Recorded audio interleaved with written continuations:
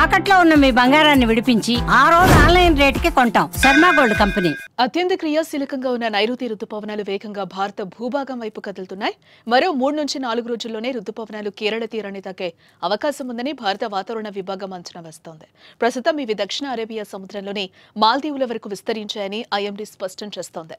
ఇవి మరింత వేగంగా విస్తరించేందుకు అనుకూలమైన పరిస్థితులు నెలకొన్నట్టు ఐఎండీ తెలిపింది. మరోవైపు దేశవ్యాప్తంగా వివిధ రాష్ట్రాల్లో జోరుగా ఇప్పటికే వర్షాలు కురుస్తున్నాయి.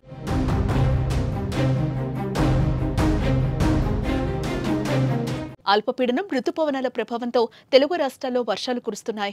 ఈ క్రమంలో వాతావరణ శాఖ కీలక ప్రకటన అయితే జారీ చేసింది. మరో 3 రోజులు ఏపీలో మోస్తరు నుంచి భారీ వర్షాలు కురుస్తాయని వాతావరణ శాఖ అంచనా వేసింది. ఈదురుగాలులతో పాటు భారీ వర్షాలు కురిసే అవకాశం ఉందని పేర్కొంది. ఇదే కాలంలో దక్షిణ అరేబియా సముద్రంలోని మరికొన్ని ప్రాంతాలు, మాల్దీవులు, కొమరిన్ ప్రాంతాల్లోని మిగిలిన ప్రాంతాలు, లక్షద్వీప్ ప్రాంతాల్లోని కొన్ని ప్రాంతాలు, కేరళ, కర్ణాటక, తమిళనాడు, దక్షిణ మధ్య బంగాళాఖాతం, ఉత్తర బంగాళాఖాతం, ఈశాన్య రాష్ట్రాల్లో కొన్ని ప్రాంతాలపై నైరుతి రుతుపవనాలు మరింత ముందుకు సాగడానికి పరిస్థితులు అనుకూలంగా మారే అవకాశం ఉంది. మే 27వ తేదీ నాటికి పశ్చిమ మధ్య దానిని ఆనుకుని ఉన్న ఉత్తర బంగాళాఖాతంలో మరో అల్పపీడనం ఏర్పడే అవకాశం ఉంది. తదుపరి 2-3 రోజుల్లో ఇది మరింతగా బలపడే అవకాశం ఉందని వాతావరణ శాఖ హెచ్చరించింది.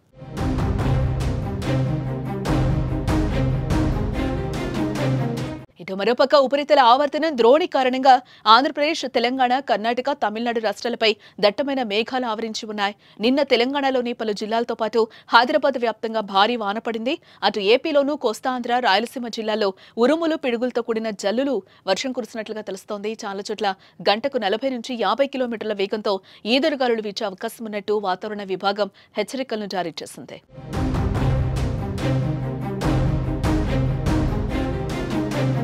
ఇకపోతే 2009లో మే 23న కేరళలో అడుగుపెట్టాయి రుతుపవనాలు. అలాగే సాధారణంగా ఈ రుతుపవనాలు ప్రతి ఏటా జూన్ 1వ తేదీ కల్లా కేరళలో ప్రవేశిస్తాయి. జూన్ 8 నాటికి దేశమంతటా వ్యాపిస్తాయి. సెప్టెంబర్ 17 నుంచి రుతుపవనాల ప్రభావం తగ్గడం మొదలవుతుంది.